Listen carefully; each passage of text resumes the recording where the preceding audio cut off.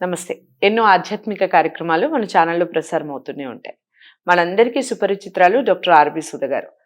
రాశి ఫలితాలతో అలాగే పండగలకి సంబంధించి ఎన్నో ముఖ్యమైన విషయాలు, అటు లా ఆఫ్ అట్రాక్షన్‌కి సంబంధించి ఎన్నో వీడియోస్ చేసున్నాం. ఇక ఫిబ్రవరి వచ్చేస్తోంది. ఫిబ్రవరి మాస ఫలితాలు ఎలా ఉండబోతుంది?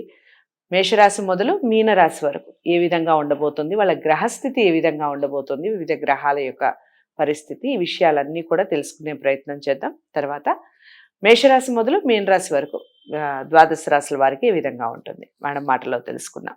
మేడంని మీరు కలవాలి పర్సనల్గా అనుకున్న వారు స్క్రీన్ మీద కనపడే నెంబర్కి కాల్ చేయొచ్చు. అంతేకాకుండా మీరు ఏదైనా సలహాలు కానీ మేడంతో ఎలాంటి ప్రోగ్రామ్స్ మీరు చూడాలనుకుంటున్నారు, ఈ విషయాలన్నీ కూడా కామెంట్ బాక్స్లో తెలియజేయండి. నమస్తే మేడం. నమస్కారం.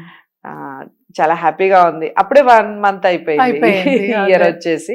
సో పండగ అయిపోయింది, సంక్రాంతి గురించి మాట్లాడుకున్నాం. తర్వాత సంక్రాంతి గురించి మాట్లాడాము. ఇక మాస ఫలితాలు మనం రెగ్యులర్ గా చేస్తూనే ఉంటాం. మాస ఫలితాలు దానికన్నా ముందు గ్రహస్థితి ఏ విధంగా ఉంది, వివిధ గ్రహాల యొక్క పరిస్థితి ఏ విధంగా ఉందో అవి చెప్పండి. ఓకే, ఈ నెలలో పరిస్థితి ఎలా ఉందో మాట్లాడుకున్నాం. ఎందుకంటే మనం ఎప్పుడు రాశి ఫలితాలు మాట్లాడుకున్నాను, రాశి వారిగా మాట్లాడుకున్నప్పుడు ఫస్ట్ గోచారం ఎలా ఉందో చూసుకుంటాము.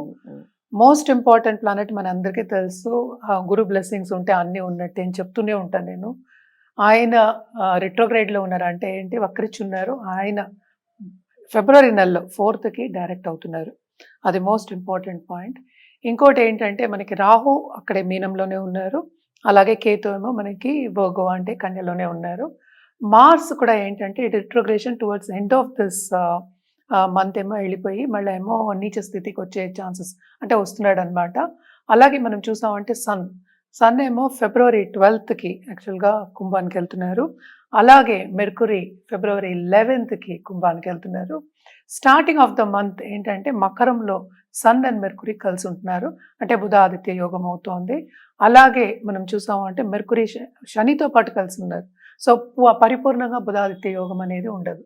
అలాగే మనం చూసామంటే శుక్రుడేమో మనకి రాహుతో పాటు మీనంలోనే ఉన్నారనమాట. శని మోస్ట్ ఇంపార్టెంట్ ప్లానెట్ మనకి తెలుసు, ఆయన డైరెక్ట్గా ఉన్నారు అండ్ ఆల్సో ఇన్ కుంభంలోనే ఉన్నారనమాట. ఇవన్నీ చూస్తున్నప్పటికీ అంటే ఏంటంటే మనకి మూన్ తెలుసు కదా, 2 రోజులకు ఒకసారి మారుతూ ఉంటారు. మనం అన్ని గ్రహాల గురించి ఇప్పుడు మాట్లాడుకున్నాము. కానీ మోస్ట్ ఇంపార్టెంట్ ఏంటంటే మేషరాశి వాళ్ళకి బుధ ఆదిత్య యోగం స్టార్టింగ్ ఆఫ్ ద మంత్ ఉంటుందన్నమాట. సో కొన్ని రాశి వాళ్ళకి చాలా చాలా బాగుంటుంది, కొన్ని రాశుల వాళ్ళకి అంత బాగుంటుంది. అంటే బుధాదిత్య యోగం అంటేనే ఏంటి యాక్చువల్గాను బాగా పలుకుబడి వచ్చే ఒక ఛాన్స్. రెండోది ఏంటంటే చదువుకి చెప్పుకుంటాం ఎక్కువ బుధాదిత్య యోగం. అలాగే పిల్లలకి కూడా చెప్తాం, అంటే ఏంటంటే పిల్లలు ఇప్పుడే పైకి వస్తున్నారు అనుకుందాం, లేకపోతే సెటిల్ అవుతున్నారు అనుకుందాం, వాళ్ళందరూ సెటిల్ అయ్యే ఛాన్సెస్ ఎక్కువ కనిపిస్తాయి. వివిధ రాశులకి ఎప్పటికైనా సరే మనం మిశ్రమం ఎక్కువ ఘోషిస్తాయని చెప్తూనే ఉంటాం. జనరల్గా పరిహారాలు చేయాలి అంటే కనుక తప్పక ఈ నెల ఫిబ్రవరి మాసం అంతాను కంటిన్యూస్గా నవగ్రహాలకి స్తోత్రాలు చేసుకోవడము, లేకపోతే అది చేయని పక్షాన్ని సూర్యుడికి అర్ఘ్యం ఇవ్వడం చాలా మంచిదన్నమాట. మనకి తెలిసి ఇంకా వచ్చేవి కూడా పండగలు వస్తూ ఉన్నాయి, అంటే ఉగాది వస్తోంది. అలాగే ఏంటంటే మోస్ట్ ఇంపార్టెంట్ ఫిబ్రవరి తర్వాత మార్చిలో జరుగుతోంది అది పంచగ్రహ కూటమి, షష్ఠ గ్రహ కూటమి మీనంలో జరగబోతోంది. అండ్ ఆల్సో మార్చ్లో మనం ముందే మాట్లాడుకున్నాము, చాలా ప్లానెట్స్ మూవ్ అవుతున్నాయి మార్చ్ అండ్ మే. ఈ ఇయర్ ఏమో చాలా మేజర్ ప్లానెట్స్ ఏమో మూమెంట్ అనేది ఉందన్నమాట. సో ఇవన్నీ ఏంటంటే మనం ఎందుకు మాట్లాడుకున్నాం, వివిధ రాసుల వాళ్ళకి ఎఫెక్ట్ ఇస్తాయి. దేంట్లో ఎఫెక్ట్ ఇస్తాయి అనేదే మన రాశి ఫలితాలు.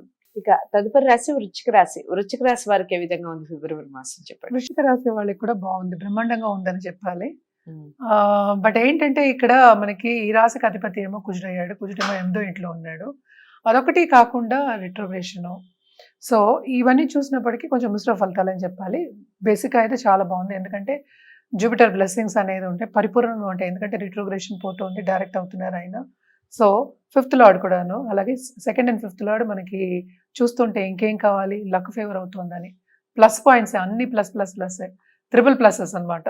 సో చాలా బాగుంటుందని చెప్పుకోవాలన్నమాట. కానీ మోస్ట్ ఇంపార్టెంట్ పాయింట్ వీళ్ళకి చెప్పవలసింది ఏంటంటే కుజుడు 8th house లో ఉన్నాడు కనుక తప్పక వీళ్ళకి కొంతవరకు హెల్త్ ఇష్యూస్ వచ్చే ఛాన్సెస్ ఉన్నాయి. అలాగే చిన్న చిన్న యాక్సిడెంట్స్ అయ్యే ఛాన్సెస్, ఇంజురీస్ అయ్యే ఛాన్సెస్ ఎక్కువ కనిపిస్తున్నాయి అనమాట. ఎస్పెషలీ స్పోర్ట్స్ పీపుల్ కి చెప్పుకోవాలి, మనం వెళ్తున్నప్పుడు కూడా జాగ్రత్తగా ఉండాలి అని చెప్పడానికి ఈ సూచన, భయపడడానికి కాదు. అలాగే మనం చూసామంటే 11th లో కేతు ఉన్నాడు, సడన్ గా లాభాలు వచ్చే ఛాన్సెస్ ఉన్నాయి. ఎందుకంటే గురువు చూపు ఉంది. సో గురుబలం ఉంటే అన్ని ఉన్నట్టే అని చెప్తూ ఉంటాం కనుక 2nd and 5th లాడు కదా అందులో తప్పక ఏంటంటే పిల్లల పైకి వచ్చే ఛాన్సెస్ తప్పక ఉన్నాయి. అలాగే పై చదువులకు వెళ్ళాలి అనుకునే వాళ్ళందరికీ వాళ్ళకి కావాల్సిన సబ్జెక్ట్స్ వస్తాయి, వాళ్ళకి కావాల్సిన దిశగా నడిచే ఛాన్సెస్ ఉన్నాయి. అలాగే ఎవరైనా చాలా గట్టిగా బలంగా కోరుకున్నారు నేను ఫస్ట్ రావాలి అనుకునే వాళ్ళందరూ చేయొచ్చు.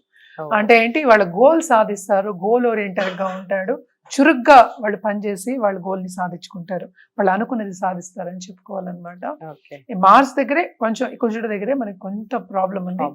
అలాగే మనం చూసామంటే శని మనకి ఏంటంటే 4th house లోనే ఉన్నారు, ఓన్ హౌస్ లో ఉన్నారు. 3rd and 4th lord own house. So తప్పక వీళ్ళు ఏంటంటే మదర్ హెల్త్, ఎవరైనా పెద్దవాళ్ళు ఇంట్లో పెద్దవాళ్ళు ఉంటే వాళ్ళ హెల్త్ కూడా చాలా మటుకు మెరుగుపడుతుంది, బాగుంటుందని చెప్పుకోవాలన్నమాట. అలాగే ఏంటంటే సన్తో పాటు ఉన్నాడు 4th లో. సో తప్పక ఏంటంటే 10th లార్డ్ కూడా అయ్యాడు కనుక బ్రహ్మాండంగా ఉన్న కెరియర్ ఏమో డెవలప్మెంట్ అవుతుంది, మంచి ఆపర్చునిటీస్ వస్తాయి, ఫుల్ సపోర్ట్, బాస్ సపోర్ట్ ఉంటుంది. అంటే ఏంటి, మన్నన అనేది పొందుతారు, వాళ్ళకి బాధ్యత ఎక్కువ ఉంటుంది, శ్రమకు తగిన ఫలితం అనేది కనిపిస్తుంది అన్నమాట. శ్రమ ఉంటుంది, శ్రమ పడందే ఏమి రాదు. అండ్ ఆల్సో అలాగే మనం చూసాము అంటే 11th లార్డ్ కూడా తప్పక లాభాలు అనేవి 10th and 11th లార్డ్ కలయిక ఉంది.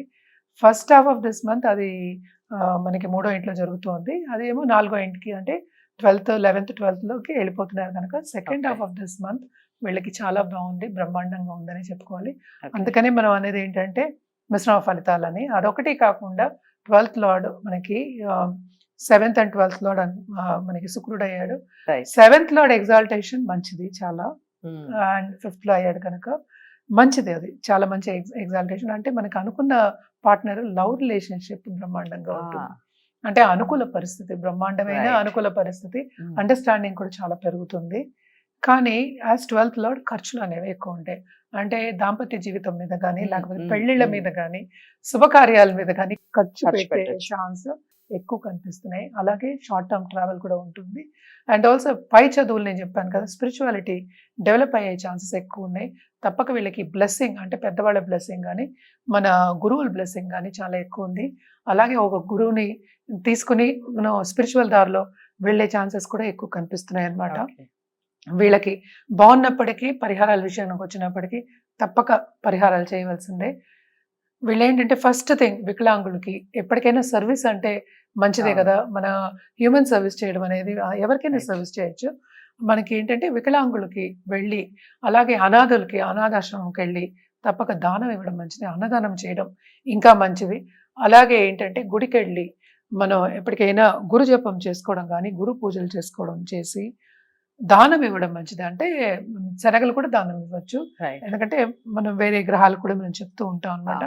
శనగలు దానం ఇవ్వడం కూడా ఇంకా మంచిది అనమాట.